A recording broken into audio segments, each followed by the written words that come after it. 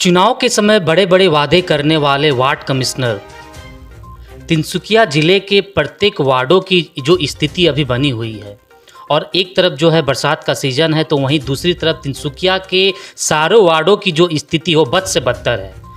चुनाव से पहले बड़े बड़े आश्वासन देने वाले और जनता के बीच जाने वाले कहाँ गए वो नेता जिन्होंने कहा था कि जब अगर हम चुन के आते हैं तो आपके वार्ड को हम स्वर्ग बना देंगे। आज स्थिति ऐसी बनी हुई है कि आप तिनसुकिया शहर के किसी भी वार्ड में जाइए, वहाँ सबसे पहले उस नाले की व्यवस्था को देखिए, वहाँ के जो रोड है उनकी हालत देखिए, और दूसरी तरफ हम ये बोलते हैं विकास की गंगा जो है वो बह रही है। बीते कल जो है तिनसुकिया के राजा अली रोड स्थित आदर्श नगर में आदर्श पथ पर एक भयानक आग लगी और स्थिति यह बनी कि फायर ब्रिगेड की गाड़ी बाहर खड़ी है और लोगों के सामने जो है उनके बनाए हुए अपने आशियाने वो जो है जल रहे हैं। मजबूरी ये थी कि वहाँ तक फायर ब्रिगेड की गाड़ी पहुँचे तो कैसे पहुँचे, क्योंकि रोड इतनी पतली है, ऊपर से लोगों ने वहाँ अतिक्रमण कर रखा है, और दूसरी तरफ अगर नाले बने होते तो शायद रोड और चौड़ा होता जिससे कि वो गाड़ियाँ वहाँ से उस स्थान तक पहुँच पाती। तो जाहिर सी बात है कि लोगों का जो गुस्सा है वो ज़रूर फूटेगा, क्योंकि ऐसे रिहायशी इलाकों में अगर इस प्रकार की व्यवस्था हो, अगर वहाँ के चुने गए पार्षद जो है अगर एक मुख्य दर्शक की भूमिका निभाए तो सोचिए क्या होगा उन वार्डों का। बड़े बड़े वादे करने वाले वो वार्ड कमिश्नर कहाँ हैं आज? कहाँ गई उनकी वो बातें जो उन्होंने जनता के बीच आकर हाथ जोड़कर जनता से निवेदन किया था कि जब हम चुन कर आते हैं तो आपके लिए हम कुछ करेंगे। लेकिन बहरहाल तिनसुकिया की जो स्थिति है वो बहुत दयनीय है, बहुत शोचनीय और बहुत चिंतनीय है, क्योंकि हर क्षेत्र में जो है हर क्षेत्र में हमें विफलता ही नज़र आती है। वो 5 नंबर वार्ड में जहाँ रोड बन रहा है, जहाँ नाले का निर्माण हो रहा है, वो नाला बनने से पहले ही ढह गया। 80 रोड जहाँ पे 3 बार रिपेयरिंग हो चुकी है और आज भी हालत जस की तस है।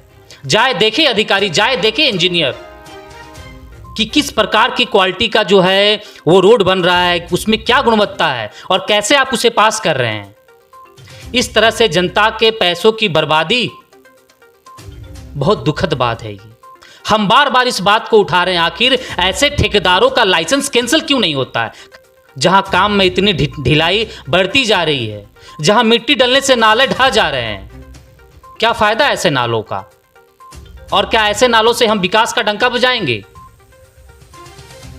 कल जब आग लगी तो वहां फायर ब्रिगेड की गाड़ी पहुंचने में गाड़ी को काफ़ी एक जूझना पड़ा उन रास्तों से गुजरने के लिए। और एक जो तस्वीर आप देख रहे हैं, इस गली से फायर ब्रिगेड की गाड़ी जो है वो अंदर घुसी ही नहीं, क्योंकि नाले जो है वो छोटी थी।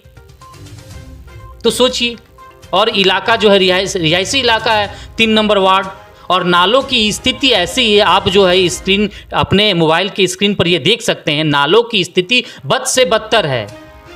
कहीं नाले पक्की नालों का निर्माण नहीं किया गया है। और बात करते हैं कि हम तिनसुकिया को जो है एक अच्छा सिटी बनाएंगे, इसका सौंदर्यीकरण करेंगे। गजब का माहौल बना हुआ है तिनसुकिया में।